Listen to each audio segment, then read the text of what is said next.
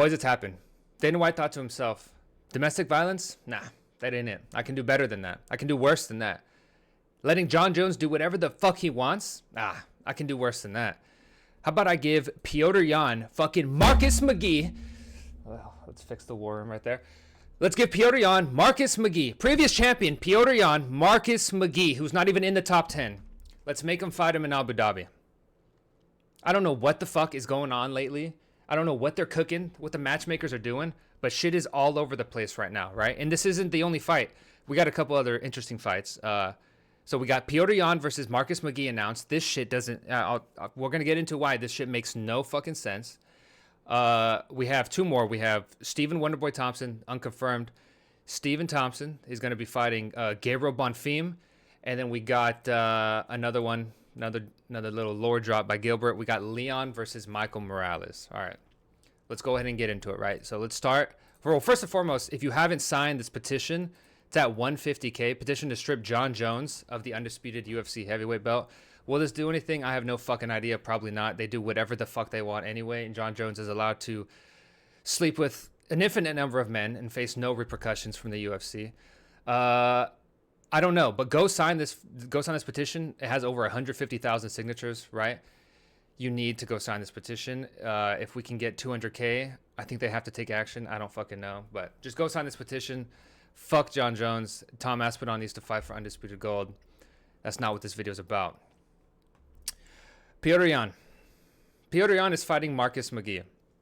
Now, everybody knows that Petr Yan is an absolute fucking villain. This guy's electric every time he steps into the octagon.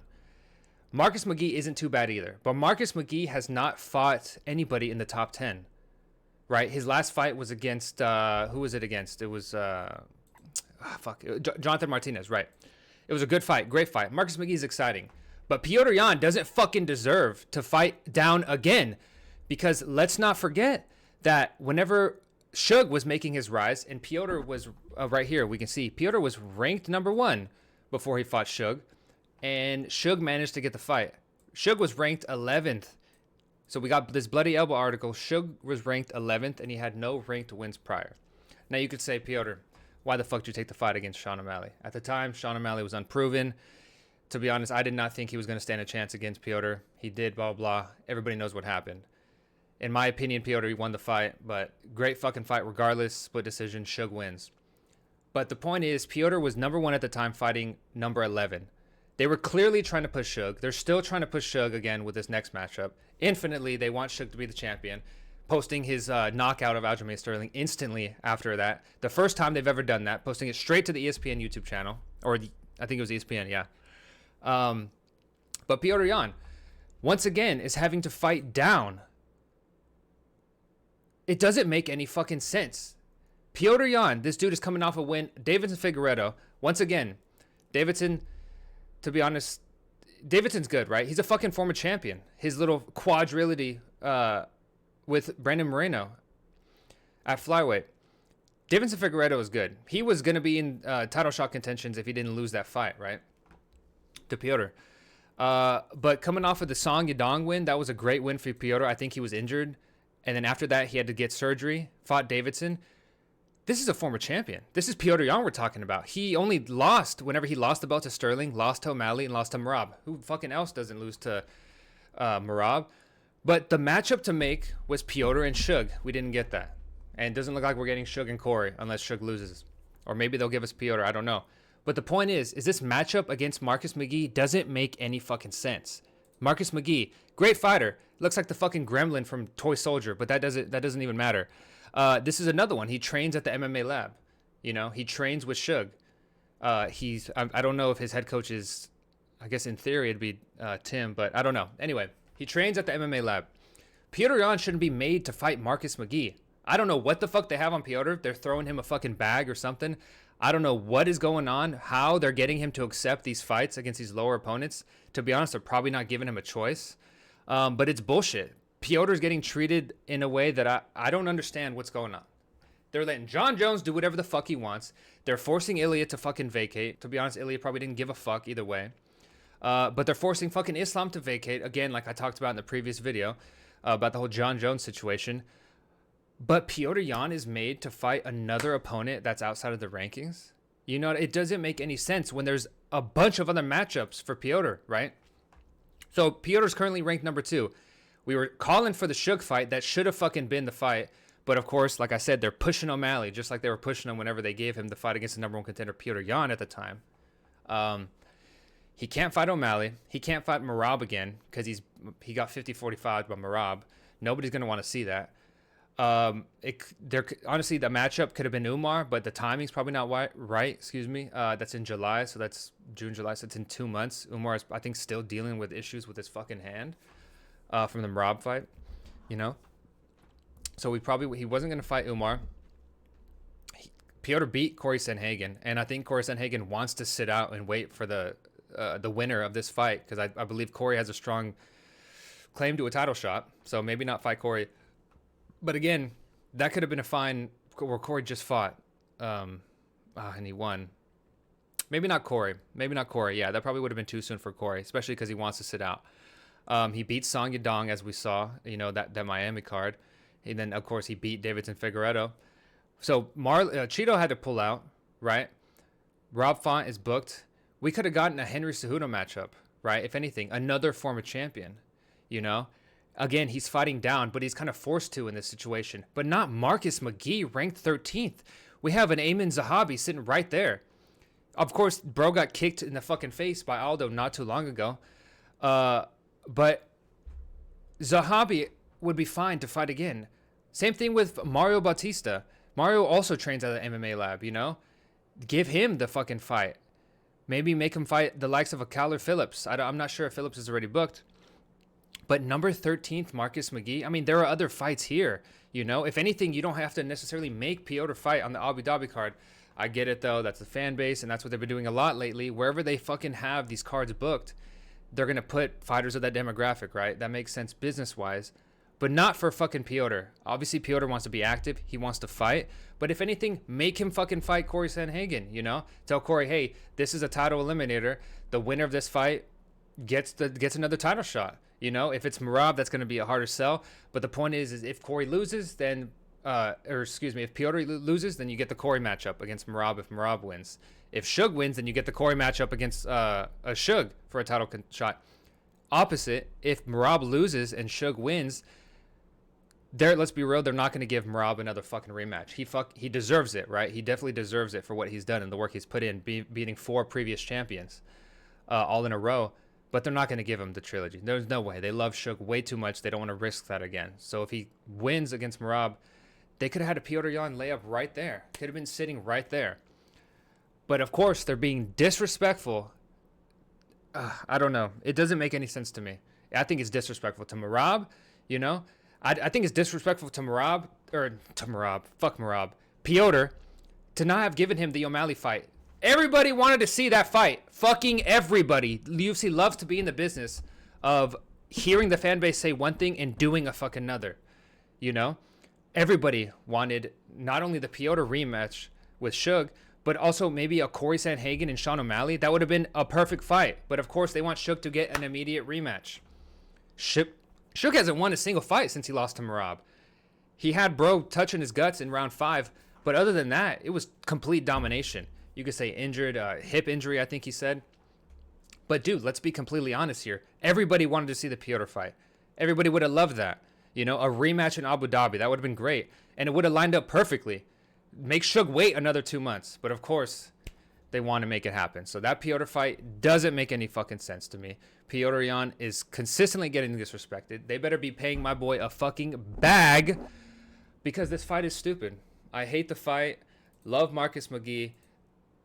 I hate the matchmaking. Love the fight. The fight itself is going to be fucking fireworks. Petr Yan with his Muay Thai and Marcus McGhee with his fucking toy soldier gremlin fighting style. Marcus McGhee is great to watch. You know, this is going to be exciting. Marcus can take the L here.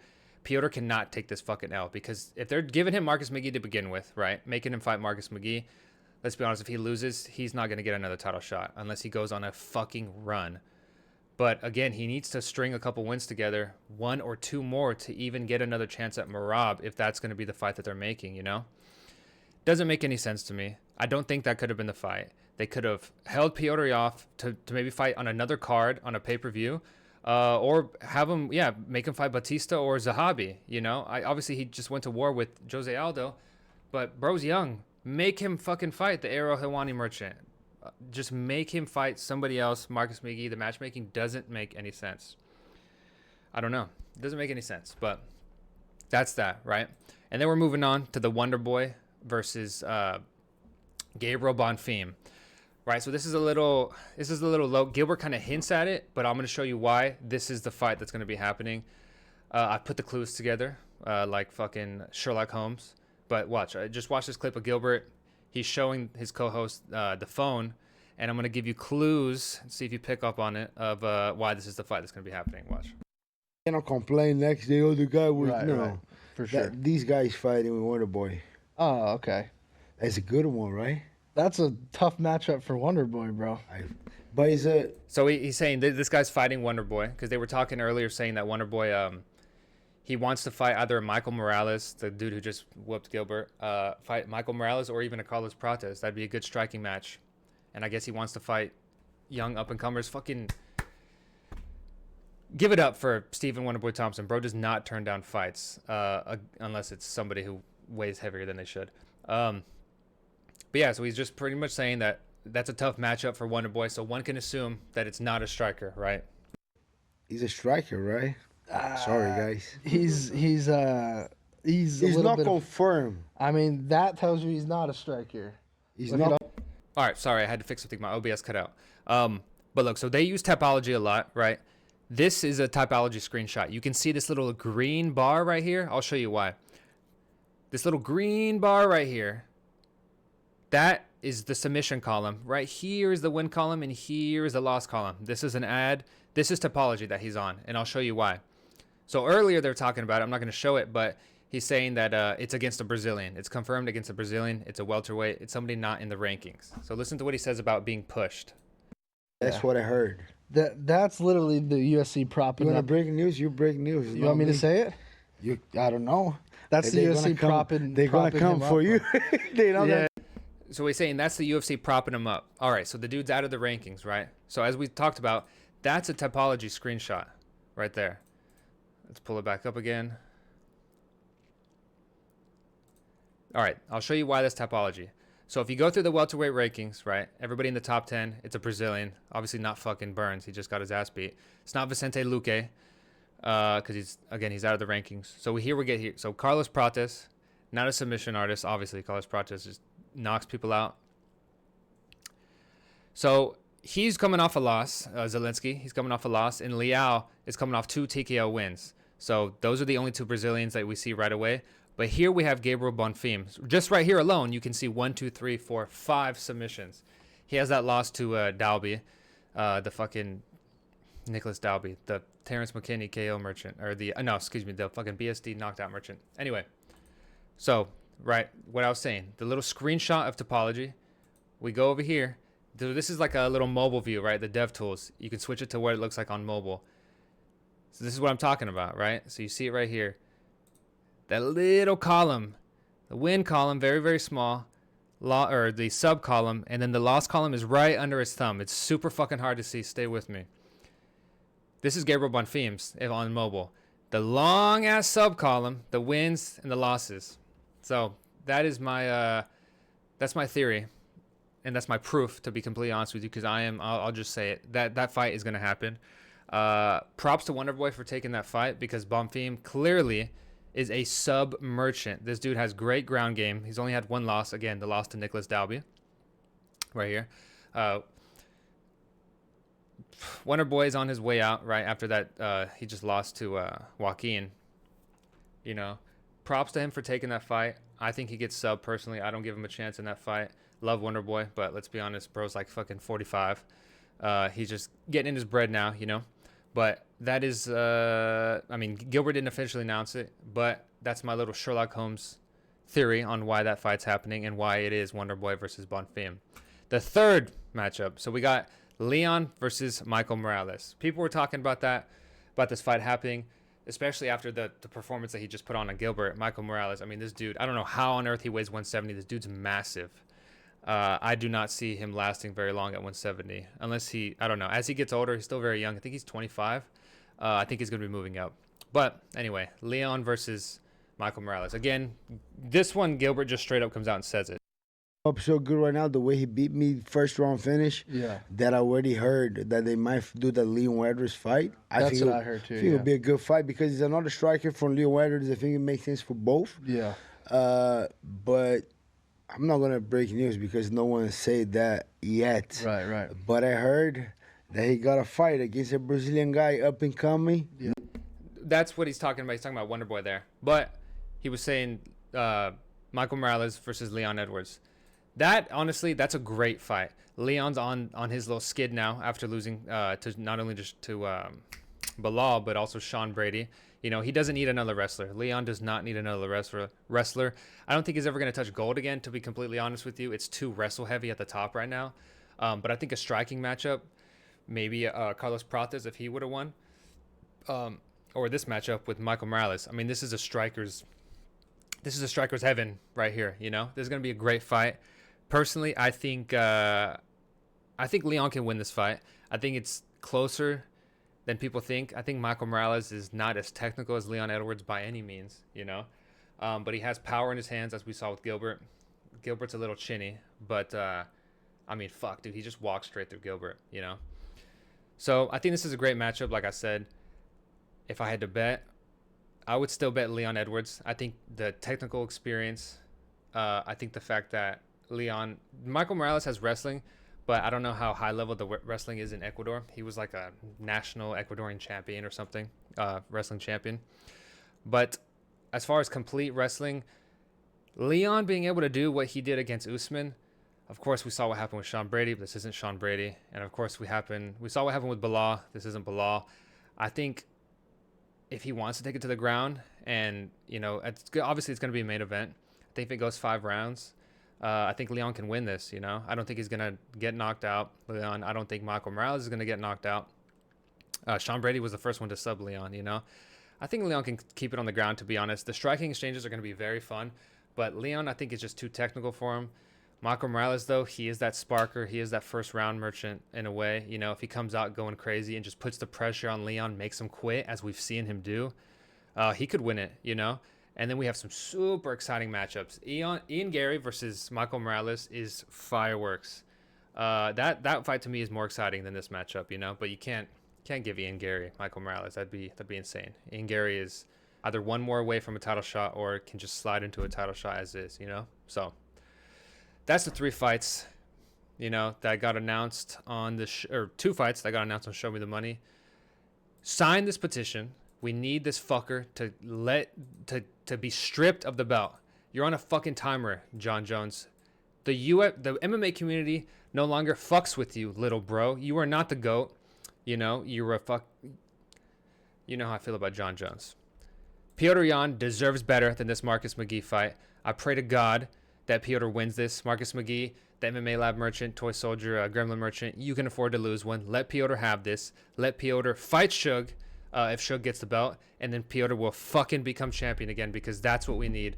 I don't want Merab to lose, but if Petr needs to beat Shug to get gold, then Shug needs to beat Merab. I fucking hate John Jones. All right, like and subscribe. Thank you for watching.